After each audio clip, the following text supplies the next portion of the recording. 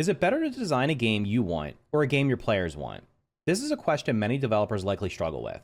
The situation is amplified for early access games, which are meant to include community feedback in the development process. I've played many early access games over the last several years. Some did a great job of incorporating community feedback, while others didn't.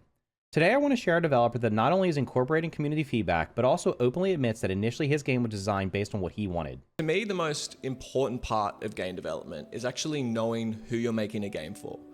Most games start out as sort of like a selfish vision of a game developer's idea for a game. They make it for themselves. And like Lens Island, my game, started off in the same way. So I just want to give a quick history of my history with Lens Island. So Lens Island was actually the first game that I got a copy of before it was released into early access. And this was back when my channel was super small. It was before my channel got anywhere near the size it is today. So I played through this game at right before its early access launch, and I played through after the early access launch, completed 100% of the release content. It was an absolutely fantastic game. And it's changed a lot over the last 2 years. It's supposed to be, video is going to be discussing how community feedback is going to be implemented into the game. And it's going to be leaving early access later this year. So I super appreciate I watched the first minute or two of this, and I said, you know what, after I watched the first minute or two, I was like, I want to watch this video and share it, because it's refreshing seeing a developer just be open and frank about how they're going through the development process, and just to see a developer that's actually listening to community feedback, where many games just seem to just not really care about that much. They just want to make a game that makes as much money as possible. And I know that's not always the developers behind it. A lot of times it's the publishers or the corporate people above them. In this case, this is a super small studio. The game I'll just let the video play. But then the crucial part of game development is like, how do you take that idea and actually translate it into a game that's made for the people playing it, for the community, and not for you? So I poured through every toxic Steam post saying how much they hate me, and every positive Discord message.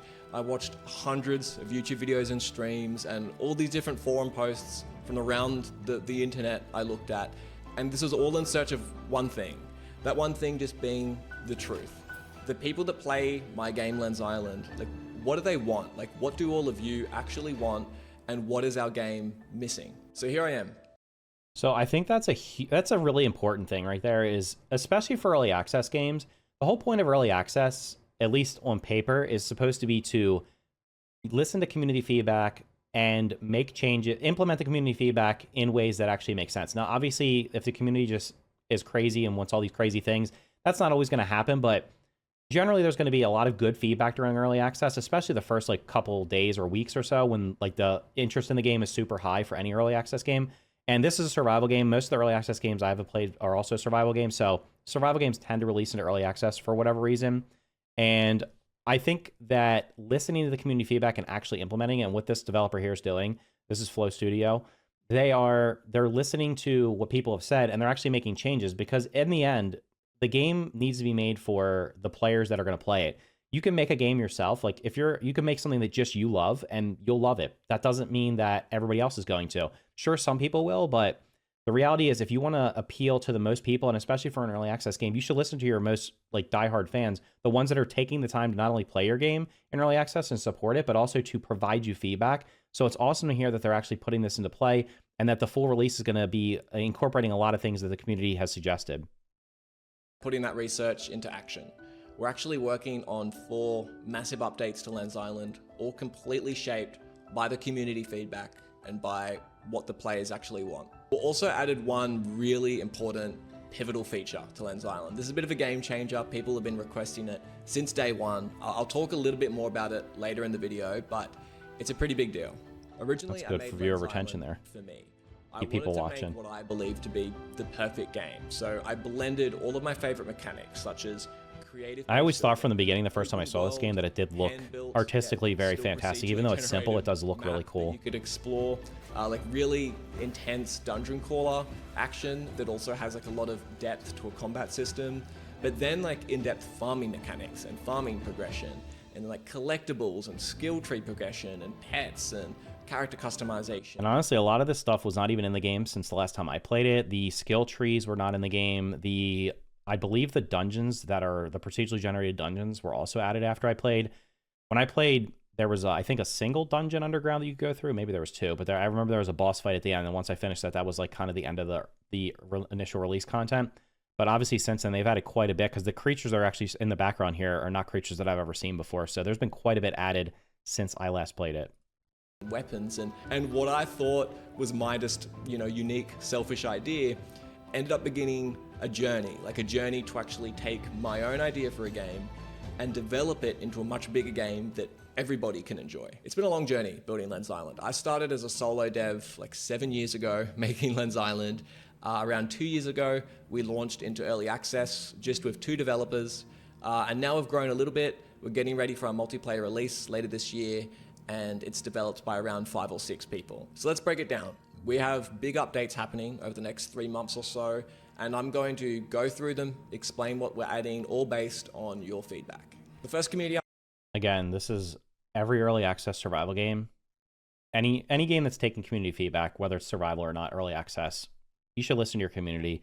Like I said, I know sometimes people suggest things that are outlandish, but a lot of times there's things that are grounded and based off like the people, like your actual experiences. And one of the frustrating things for me playing a lot of early access survival games over the last 5 or so years has been a lot of times when things are suggested that make sense and it seems like a lot of people are behind them, that they just don't end up getting incorporated. And I understand that it's not always like, it's not just snap your finger and make it happen. And we don't always know like the full like extent of what the game's going to be. So maybe things that we're suggesting would not make sense in the long run. But looking back on a lot of games, and I'm not going to call out any game specifically, there's lots of games that I played that's like, man, if this thing, one or two things would have changed, I think it would have really had a major impact on the game and just made it more fun and enjoyable overall. Update launching at the end of March will include 4 new languages. So we're adding Portuguese, Russian, French, and Korean with full support to Lens Island.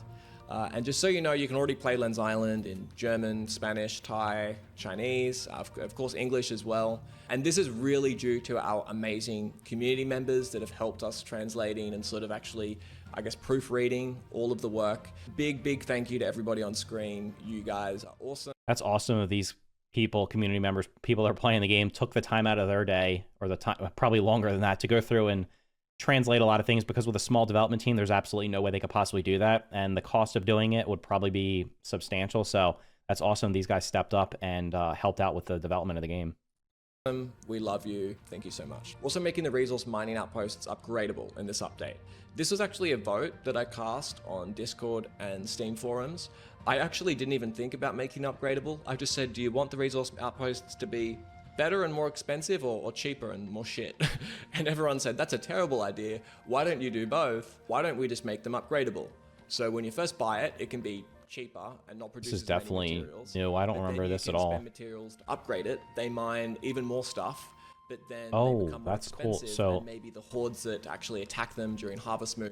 okay, so when I played, there was definitely, everything had to be gathered manually, and there were definitely not base rates. So now I'm super excited to check this out when the game finishes. I might actually check it out before then, because it's going to be, I think, it's probably going to be like 4 or 5 months before it's finished, but this was definitely not in the game when I first played it. Become harder, and then you can upgrade them several levels from there, becoming more and more expensive. So there's like a stone gatherer, or wood gatherer, and actually having lumber mill, gameplay, because quarry. there's harder and harder ways of enemies to defend. And suddenly, like, this one resource outpost in one location has like this whole progression of content tied to it. So that's why asking the community is so good, because you guys think of ideas that we don't think of, and here you are. Here's a solution added into the game, just like you asked. So then we have the complete. I think that's a huge thing too. Like when you have a small, especially when you have a small team, and this goes for like any like this doesn't like apply just to game development. This could apply to like anything in any of your real jobs or anything you're doing. Maybe you're in school or something like that. You're working on a group project. When one person or a small group of people are looking at something, they're only going to have so many, like they're just going to have like a small vision of what could be. When you have hundreds or thousands of people, and then in the case of like an early access game, you put it out there, you have a potential of having tens of thousands or 100,000, sometimes millions of people providing you feedback. They're going to find things that there's no way that a small group of people would see. And honestly, when you create something yourself, it's oftentimes you'll like overlook things that are so obvious to other people because you've created it, and you just kind of like, you're just ignore like obvious things that other people, when they look at it, they're like, man, this definitely should change, or that you could do it this way. So it's awesome that they're taking the feedback into play, and rather than just implementing a system without like kind of like the way they basically saying, Instead of doing it one extreme or the other, go down the middle, and the community suggested that, which is awesome. Completionist update. This includes a starter guide and tutorial for new players, a questing system for the mid-game, late game, all throughout the whole gameplay, and then a whole new collections page to keep track of all of your progress. A common bit of feedback that we got is, how do we actually get started in Lens Island, and how do I keep track of my progress to sort of the mid-game and the late game? Lens Island's always been this sort of open choice, open world kind of game. I think it's somewhat lacked some sort of central progression, and not even like a tutorial, just a way to sort of like keep in check how you're doing and have something to show for it that's more than just like your house and what dungeons you've unlocked. So there's a brand new questing UI, and That's you cool. can actually get cool rewards. When I played it, this kind of wasn't necessary because it was just kind of one little island and one dungeon, so... which makes it really easy to sort of work towards goals in Lens Island now and keep track of your progress. And then we also... The progression when I played was basically you build a base, get better gear, make better food, and then go into the lone dungeon that was on there, and the lone dungeon that was in the game, and just clear it, because I'm pretty sure there was only one dungeon and there weren't a ton of enemies in the overworld. So clearly there's a lot more to it. I think there's been a bunch of islands added, or there's a bunch of new biomes added since I last played it. So definitely having a questing system, and also like just to get people started, is super helpful in most games. Also have the collections page in the compendium, so you can see your unlock progress of every weapon and tool and cosmetic. Every kind of upgrade and unlock in the game are all tracked here. So all of you 100%ers, I got you. You can keep track and keep progress of all of this stuff now. In general, Lens Island's just going to feel like it has a much stronger progression, and the game is actually sort of communicating to you how you're going and showing you rewards and sort of keeping you along for the journey. Okay, the controversial one, camera orbiting. So let me explain this in full, because it's undoubtedly the... I think when I played it, the camera was static, that you could not rotate it. I think that's the case. I think what he's going to say here is they're actually going to make it where you can dynamically spin the camera. Most hot topic to do with Lens Island, which I did not expect. Currently, Lens Island has a fixed camera, just like Diablo or any other kind of... Exactly. Game, because it just worked so well. But I understand why people want it to change. Let me just start off by saying this was not an easy feature to add. I know it seems easy on the surface, just unlock the camera, let me orbit around throughout gameplay, but it's so much more than that. I personally handmade every single dungeon, every island, every stick and stone in Lens Island, I hand placed. And I hand placed it with the expectation that it would be viewed from only one angle. So I had to go through the whole of our game and overhaul it just to make the camera work. So I really hope you appreciate this, because it took so long for me to do. On top of the fact that you can just freely orbit the camera, there's also free zoom levels. So you can just freely zoom the camera in or out at any time throughout gameplay, which also fixes another big point of feedback. That sounds like it's not that big of a deal, the zooming in, zooming out, being able to change camera angles, but depending on the situation, it can be super useful. Like if you're in a densely, like a forest that's got a lot of trees and it's hard to kind of see where you're going. Now I think in this game, the trees kind of go transparent if you go behind them, but a lot of times in a game, you'll get like, you can't see where you need to be. So being able to zoom in and out, especially if it's a third person game, obviously if it's first person, it probably wouldn't be a big deal, but in third person, being able to customize your, the field of view and everything like that is huge. And he mentioned Diablo. I played a lot of hours of Diablo 4 when it launched, and one of the criticisms of it was kind of like the fixed camera angle, and you're only able to see a small amount of the screen. They've, of course, now, and I think their next update, they're actually going to be allowing you to zoom out a little bit further. So that one little thing, so you're talking about like a small studio here versus a multi-billion-dollar corporation building a game. So it's obviously wasn't easy to do, but it's awesome to see that they're putting it in and listening to the feedback. Which is, people were using like the screenshot mode camera to sort of like look up and try to get a pan around the map, sort of, I guess, cheating in like a weird way. Now we just basically built that feature into normal gameplay, so you can just do that normally without having to do some weird screenshot mode trick. If you do like the fixed camera, you can just choose to just not use the camera orbiting, and it's the exact same game. And finally, the frozen lands update. Now, like, this is a really big update, so I won't go through every detail in this video. Frozen Lands is us expanding the map with a giant ring of ice encasing the whole world. Oh, there are plenty of islands. When I played, there was only one. Biomes, cherry blossom forests, snow fortresses, as well as enemy strongholds scattered all around the map. there is like a big expansion and a big change to the whole Lens Island world. Even in your map right now, there'll be a bunch of new islands that pop up that don't currently exist. This will also carry across to the underground too. So there's going to be new frozen caves, and parts of the cave system are getting an overhaul. There's going to be a new Damascus steel weapon tier. There's a huge new enchanting upgrade. There's new enemies, there's new animals, there's new pets to collect, a new major boss, new armor sets. There's tea making.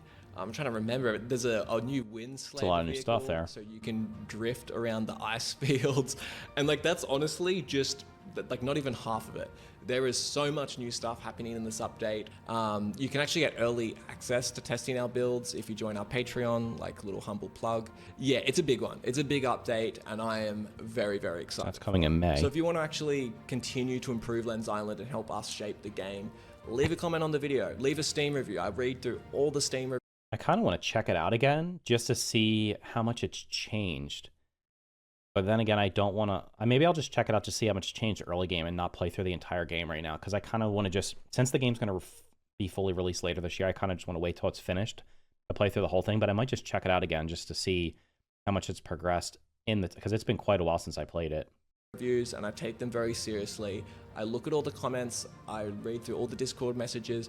Everywhere that you can leave feedback to Lens Island, I read and I compile it into notes, and I use it to actually shape the future of Lens Island, because that's how games should be made. I'm not making this game for me, I'm making this game for all of you. And I'm constantly on the journey of becoming a better game developer and trying to include and consider the community as much as possible. And if you're new here and you haven't played Lens Island before, you can play it right now. It's probably a good time to jump in because we're about to release so many cool updates. So there's just all of this fun stuff to look forward to in the near future. But yeah, it's on Steam right now. Maybe there's a sale going on, maybe there's not, depending on when you're watching the video. And yeah, as always, I hope you have an amazing day. I'll see you on the next one. So yeah, I'll leave a link to this video so you guys can go make sure you share it with anybody who might be interested in watching or playing this game. I'll leave a link to the game down in the description. I'll also leave a link to my original review, which is from, I guess it was from like November of 2021. So geez, it's been 2.5 years. I played it a little bit after that, but not much. I think I might just jump in and check it out because it seems like a lot's changed. And when this game fully releases this year, I 100% plan on playing through it, fully playing through it. It's awesome. They're going to be adding co-op. I think co-op's coming for full release. I don't know if you mentioned that there, but when I first played it, there was just a giant, it was just like one big island and I think one dungeon. Now the dungeon, there's many islands. The dungeons are, the overworld has like an equal amount of underworld. So the cave system that's underneath of it, which I believe he said was procedurally generated, is like the same size as the overworld. So there's like the map itself, it's like you can almost like double it in size in terms of how much you can explore. And overall, it was just it was a fun game. Combat was pretty good. Everything was cool. Like the building system was pretty good. Everything about it was good. And it's awesome to see that they have listened to a lot of the feedback. And I really hope more developers do this. So anyway, if you like this kind of video, make sure to hit the like button. I'll do more of them in the future. And if you plan on playing the game, let me know in the comments down below. Thank you for watching, and I will see you in the next video.